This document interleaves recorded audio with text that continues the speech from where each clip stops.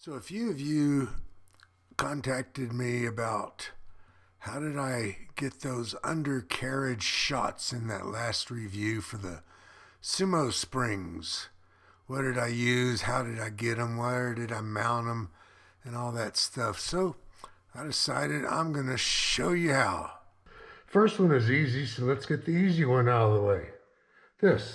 What is this? What's so special is that right there?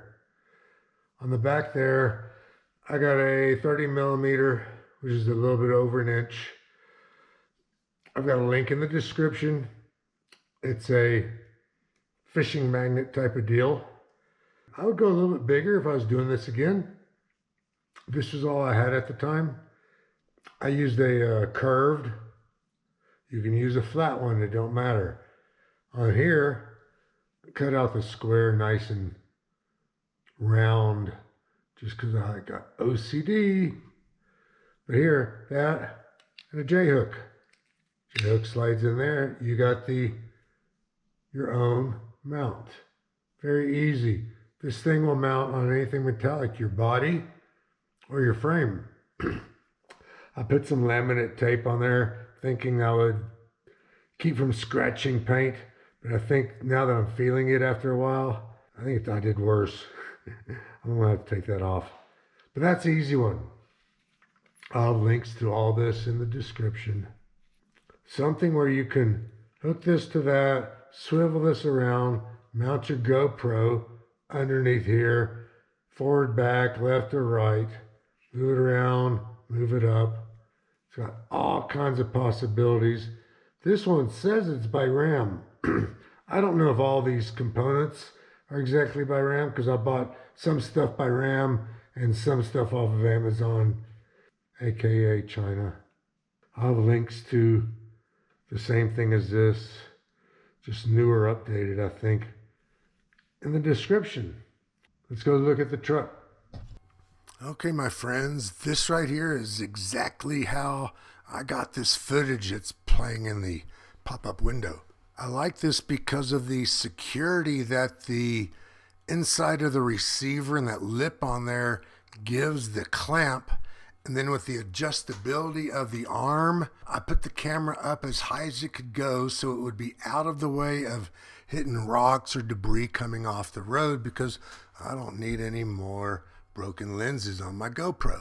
Now, if you're a social type and like to travel in groups, here's a great place to mount the camera to get a really cool point of view of the people trailing behind you. And it's very secure. The options are almost endless of where you can mount this cool little clamp and articulating stem on there for your GoPro. So inside your cab for a point of view while you're driving, or while you're talking and looking into the camera, or here at the camp. Now, to get excellent footage like this of the front suspension in action, there's no place underneath the FJ to mount something with a clamp. So we've got to do something with a strong magnet. The magnet I have linked is strong enough to support a GoPro and this mount by itself. So let's do this. To mount the GoPro behind the front suspension on the driver's side, turn the wheel all the way till it locks to the passenger side. That opens up a lot of room over there. And I'm putting this as far back on the frame, as close to the body mount as I can. Now, you want to make sure, because every truck is different, do this in your driveway or without moving down the road. Turn the wheel all the way to lock to the driver's side. No obstructions. This is going to be perfect. This is where I had it for that video that's playing up above. This is going to work the same way if you want to shoot your suspension from the front. Find a place on the frame.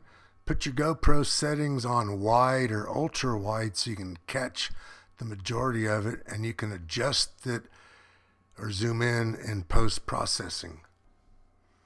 Okay, before you go for a ride, turn your wheel from one side lock to the other side lock. Make sure it doesn't hit the GoPro. If it's clear, you're good to go. Let's go for a ride. Let's see how this looks.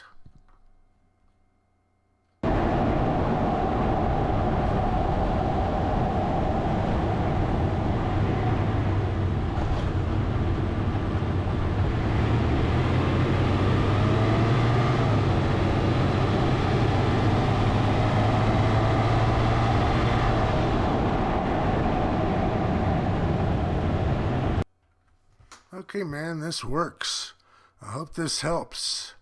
Go ahead and stick your GoPro underneath your truck. Look at your suspension. Look at everything that's failing, all the bushings that are loose. And now go spend some money fixing that shit. All right, man, I'm out of here. See ya.